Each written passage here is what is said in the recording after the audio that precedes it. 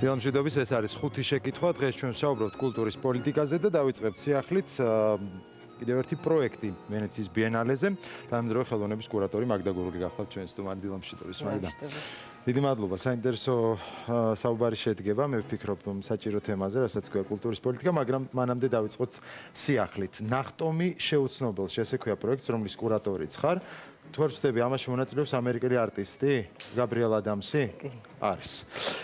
მოგვიყევი ამ პროექტის შესახებ და შემდეგ უკვე გადავიდეთ ბიენალეს მნიშვნელობას. ეს არის პროექტი, როგორც თქვი, ნახტომის შეუცნობელში. მე ქართულად ჯერ არ გადამითარგმნე, ცოტა რთული ისე ისმის, ცოტა უცნაურად.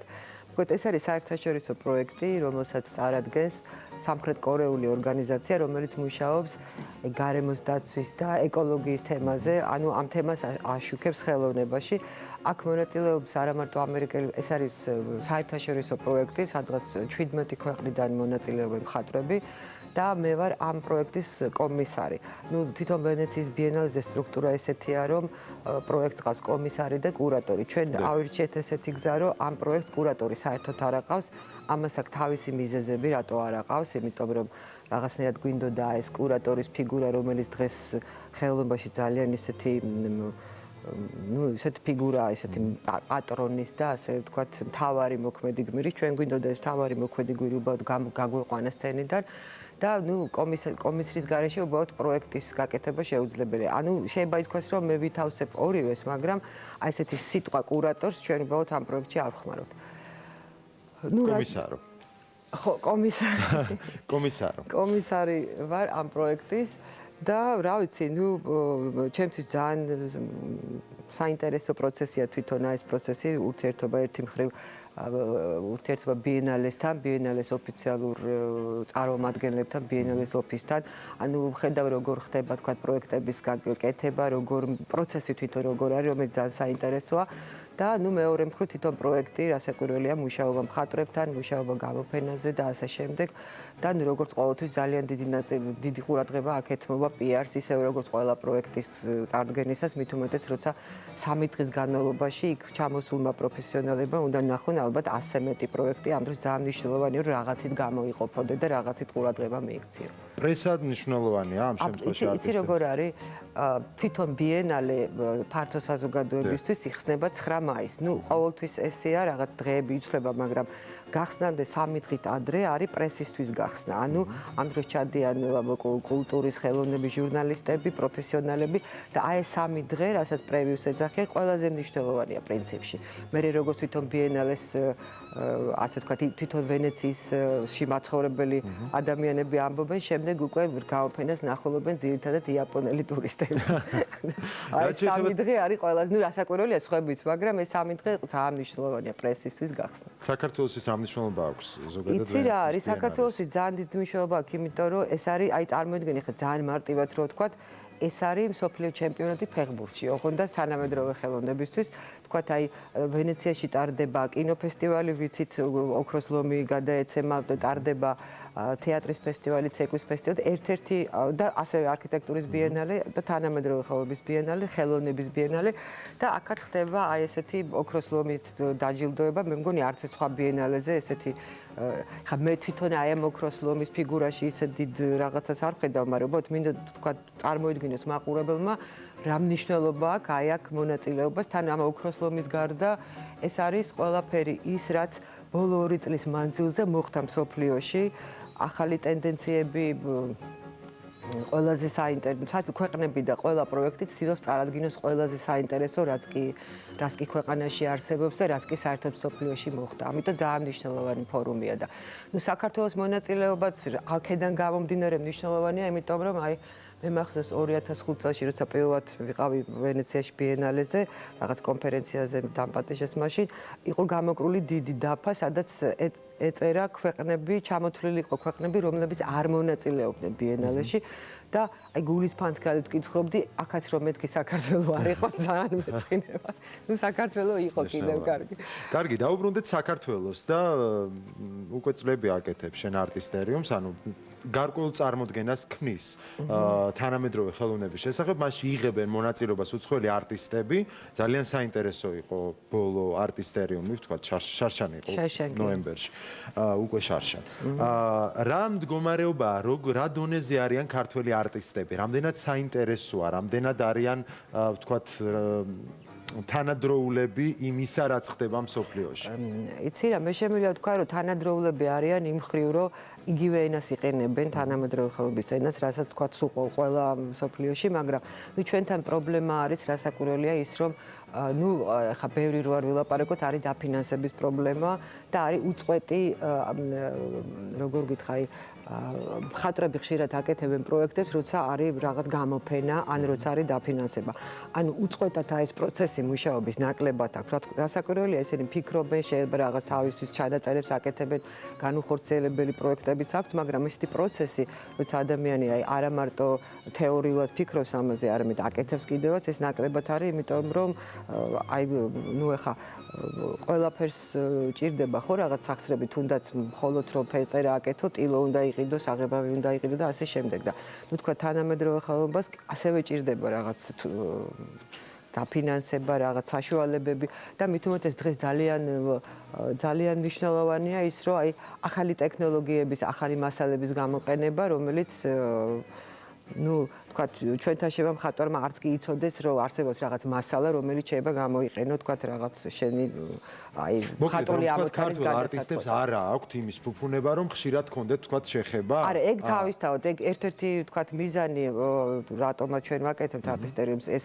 ხა უფრო ზრდასრულ მხატვრებს, რომლებიც ასე თუ ისე დადიან, იფინებიან უცხოეთში და აქვთ ამის შესაძლებლობა, ისინი ნახულობენ იქ რა ხდება, როგორ არის, მაგრამ თქვა ახალგაზრდა თაობა სტუდენტებს, რომლებიც ესე ხშირად ვერ გადიან, იმათვის ფიქრობ საინტერესოა, როდესაც აქ უცხოელი მხატვარი ჩამოდის და ნახულობს იმის ნამუშევარს, იმიტომ რომ მიუხედავად ყველაფრისა, მაინც განსხვავებულია იმის ნამუშევარი, თქვა იმისგან, რაც საქართველოში იქნება, თუნდაც იმიტომ რომ ამის უკან სხვა დონის განათლება დგას, სხვა ხარისხის განათლება დგას, თქვა სახელოვნებო განათლება. ამდენად ეს ყველაფერი მე ვფიქრობ, რომ ამ ახალგაზრდებისთვის საინტერესოა, თუნდაც სტიმულის მივცებია.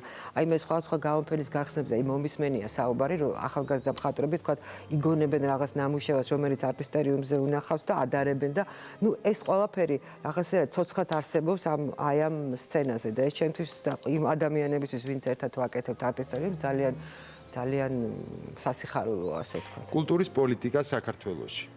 კულტურის პოლიტიკა საქართველოში, ყველა მთავრობა ამბობს, რომ მასის აქვს, მაგრამ შემდეგი როცა მოდის ამბობს, რომ მასის არ ქონდა და ეხლა მე გავაკეთებ. ბოლო-ბოლო ვხედავთ, რომ ეს პოლიტიკა რაღაცნაირი ჩამოყალიბებული სახით არ არსებობს, ხო? იცი რა, რაღაც სახის კულტურის პოლიტიკა მაინც არსებობს, იმიტომ რომ კულტურის პოლიტიკის ერთ-ერთი განმარტება არის ის, რომ ეს არის სახელმწიფოს ურთიერთობა საზოგადოებასთან, კულტურის საშუალებით, აი როგორც ვთქვათ, ჯანმრთელობის დაცვის პოლიტიკა და ასე შემდეგ. ანუ არ უნდა ვიფიქროთ ის, რომ კულტურის პოლიტიკა არის ის, როცა სახელმწიფო ფიქრობს ხატვარზე.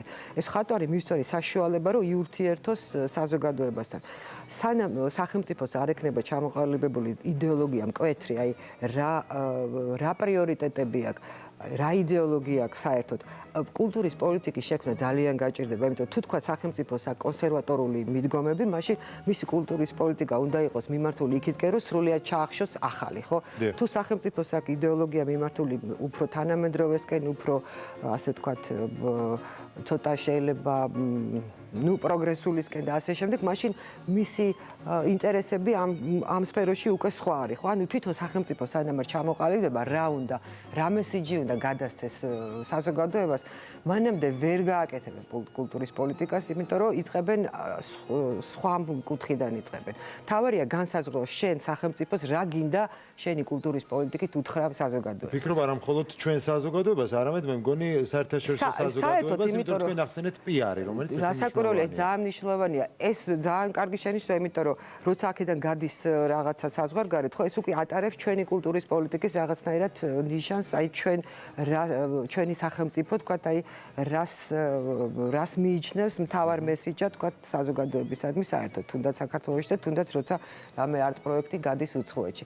ამიტომ მე ვფიქრობ, რომ ეს მართლა შესაქმნელია თუნდაც იმ დონეზე, რომ სახელმწიფომ გაიგოს რა მესიჯი უნდა გადასცეს საზოგადოებას კულტურის და ხელოვნების საშუალებით. ისე ბიენალეს რო დაუბრუნდეთ და ამით რაღაცნაირად წავიდეთ ფინალისკენ, რა მესიჯი წავა საქართველოსდან ვენეციის ბიენალეზე ასე? იცი როგორი რაღაც ხა მე იმ პროექტსაც მე მონაწილეობ, ეს არის საერთაშორისო პროექტი, იქიდან ორი ქართველი მონაწილეობთ, ხოლმე მე როგორც და შემდეგ მეორე ილიკო ზაუტაშვილი, რომელიც ერთადერთი მხატვარი, რომელიც საქართველოსდან და მე მინდა ვთქვა ასევე მადლობა გადაუხადო კულტურის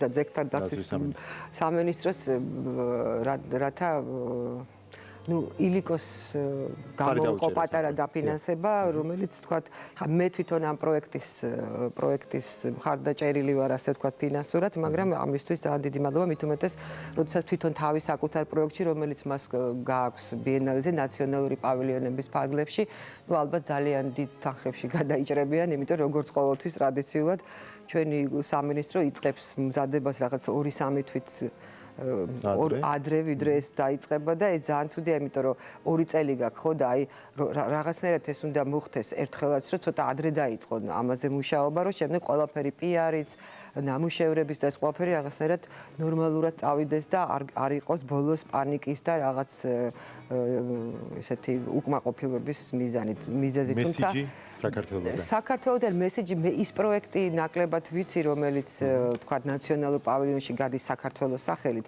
მე ვფიქრობ, რომ მესიჯი ცოტა გაურკვეველი იქნება. მე ესე ვფიქრობ, არ ვიცი ხა. მე ვიცი, რომ ეხმიანებით მთავარ თემას ეკოლოგიას? იცი რა, ჩვენი პროექტი ეხმიანება რასაკვირველია, მაგრამ მე ხა ვლაპარაკობ იმ პროექტზე, რომელიც საქართველოსდან გადის ნაციონალურ პავილიონში და მე იმედი მაქვს, რომ თქვათ, ნორმალურად წარსგებიან, თუმცა არ ვიცი. მე მივალ ნახავ და ყველანაირად ხარს დაუჭერდა გვერდის, იქ რაღაცნაირად გავამხნევებ, მაგრამ რა იქნება, არ ვიცი, ჩვენი პროექტი, სადაც მე მონაწილეობ, ეს რასაკვირველია, ეკოლოგიას ეხმაურება, მაგრამ ეს არ ეხმაურება კონკრეტულად რაღაცა ადგილის ეკოლოგიას, ეს არის ურთიერთობა ბუნებასა და ადამიანს შორის, რამდენად იჭრება ადამიანი ბუნებაში, როგორ პასუხობს ბუნება, აი როგორი ეკვილიბრიუმი შეიძლება წარმოიშვას, როგორი ბალანსი ბუნებასა და ადამიანს შორის და ასე შემდეგ. ეს საკმაოდ საინტერესო თემაა და ეს პროექტი უკვე 20 წელი არსებობს და დადის, ანუ მოგზაური პროექტია, საქართველოშიც იყო 2012 წელს, სხვა შორის არტისტერიუმზე და დადის ისეთ ადგილებში, სადაც ეკოლოგიურად პრობლემებია, აი თქვათ, ეს არის თქვათ ტიბეტი, ეს არის ჩინეთი, ანუ არა მარტო ეკოლოგიური პრობლემები, არამედ სოციალური და პოლიტიკური პრობლემებიც, ეს არის თქვათ ბოსნია-ჰერცეგოვინა, ეს არის მონღოლეთი, ესეთი საინტერესო ადგილები ძალიან და თქვათ არა ესეთი ასე ვთქვათ პირველი სამყაროს დიდი დედაქალაქები ჩვენთვის საინტერესო არ არის. მე გისურვებთ წარმატებებს, გისურვებთ საინტერესო პროექტებს, ეს გახდათ მაგდა გურული, რომელიც ხოთ შეკითხვას პასუხობდა. დიდი მადლობა, რომ ყავით ჩვენი სტუმარი. გადავინაცვლოთ უკვე ქეთი გეგენიასთან.